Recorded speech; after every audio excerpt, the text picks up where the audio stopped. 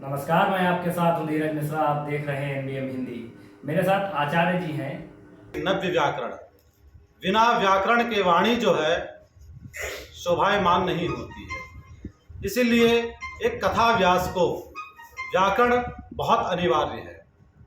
अगर कथावाचकी लाइन में अगर जाना चाहता है व्यक्ति, और यदि कोई भी पांडित्य कर्म अगर करवाना चाहता है, तो व्याकरण बहुत ही अनिवार्य विषय होता है।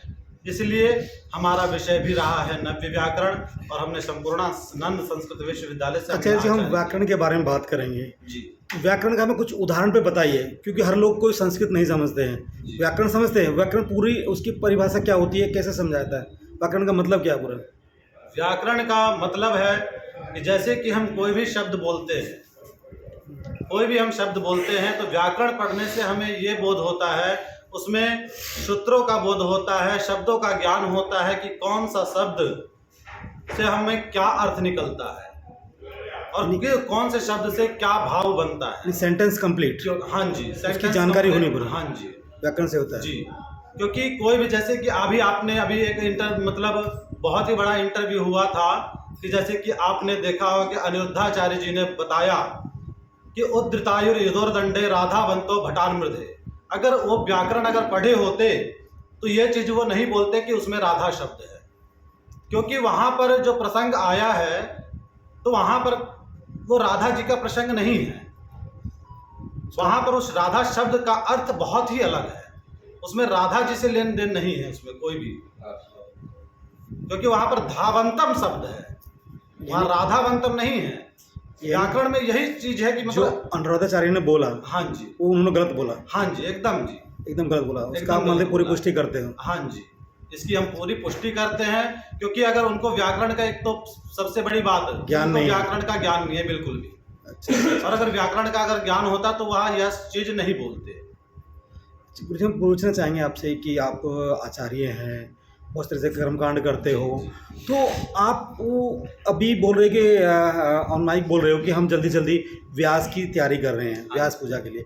तो आचार्य और व्यास में है तो दोनों धार्मिक, दोनों धर्म से जुड़ा हुआ है, तो दोनों में डिफरेंट क्यों है? आचार्य यानी व्यास के लिए लोग ज़्यादा क्यों भगते हैं?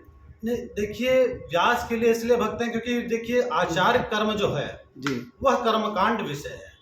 उसमें हम पूजा पाठ करवाते हैं, कर्म इत्यादि करवाते हैं, गंधाक्षत पुष्प हम चढ़वाते हैं, वह कर्मकांड विषय है। लेकिन वह गंधाक्षत पुष्प हम क्यों चढ़ा रहे हैं, किस लिए चढ़ा रहे हैं और क्यों चढ़ाना चाहिए, यह केवल और केवल एक आध्यात्मिक विषय ही हमें बता सकता है। और वह आध्यात्मिक विषय, आध्यात्मिक गद्दी, वह भागवत महापुराण की ही गद्दी होती है। इसीलिए हर व्यक्ति को एक लेवल से उठना चाहिए। कहने का मतलब कि कोई छोटा और बड़ा नहीं होता है, लेकिन हर एक चीज की जब यदि अगर हम वैकुंठ जा रहे हैं तो एक एक सीढ़ी पार करने के पश्चात ही हमें वैकुंठ की प्राप्ति होती है। तो कहने का मतलब कि सबसे पहले हमने कर्मकांड प्रारंभ किया कि हम जाने उस चीज को कि गणेश जी कौन है, हम उनकी पूजा कर रहे हैं, उनको क्या क्या चीज चढ़ता है, यह चीज जानना बहुत ही अनिवार्य है। मतलब हम समझ पाए कि जो कर्मकांड होता है वो कुछ घंटों का होता है, हाँ जी, और कथा जो होती है वो 7 दिन की होती है। वो 7 दिन की होती है। मतलब ये कि 7 दिन में आप संपूर्ण सबको बता सकते हो। हाँ जी, जितने भी भक्त हैं। हाँ जी। गुरुजी, हम ऐसे पूछना चाहेंगे कि गणेश पूजा ही आखिर क्यों की जाती है? गणेश पूजा सर्वप्रथम इसलिए किया जाता है कि क्यों, जब सभी देवी देवताओं में जब मंत्रणा हुई कि सर्वप्रथम पूजा किसकी की जाए, कि सर्वश्रेष्ठ कौन है, तो वहीं पर भाई अब आप देखते होंगे कि 33 कोटि देवी देवताओं में किसी का भी परिवार संपूर्ण नहीं है। तो संपूर्ण परिवार किसका है?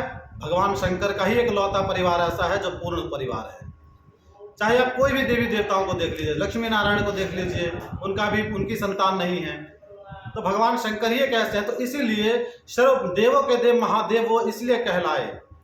कहते हैं कि पूरे विश्व में विश्वनाथ क्यों नाम पड़ा, सबसे बड़ा संत क्यों कहलाए? क्योंकि कहा गया है कि हमारे परिवार में जो सबसे बड़ा है उसको विष पीना पड़ता है।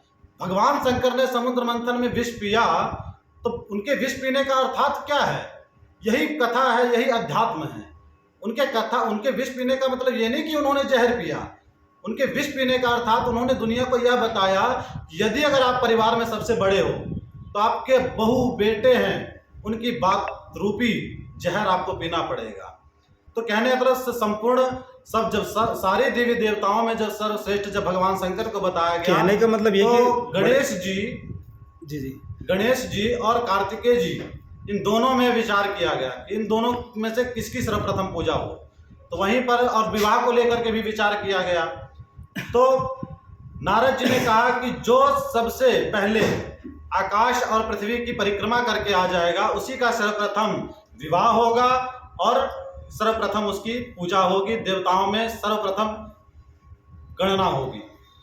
तो क्या हुआ कि कार्तिकेय जी तो सब मयूर पर विराजमान होकर के चले गए परिक्रमा करने के लिए, लेकिन गणेश जी की बुद्धि को आप देखिए कि उनका वाहन तो एकदम बहुत छोटा और गणेश जी एकदम मोटे ताजे। तो उन्होंने अपने बुद्धि का प्रयोग करते हुए उन्होंने कहा कि मेरी पृथ्वी स्वरूप मेरी माँ ही पार्वती मेरी पृथ्वी है और आकाश स्वरूप में मेरे पिता ही आकाश है। तो मैं इन्हीं की परिक्रमा करके मेरी यह आकाश और पृथ्वी दोनों की परिक्रमा पूरी हो गई और वो परिक्रमा पूरी करने के बाद उनका सर्वप्रथम विवाह हुआ और सर्वप्रथम देवताओं में उनको अग्रगण्य किया गया। मतलब बुद्धि के तेज बुद्धि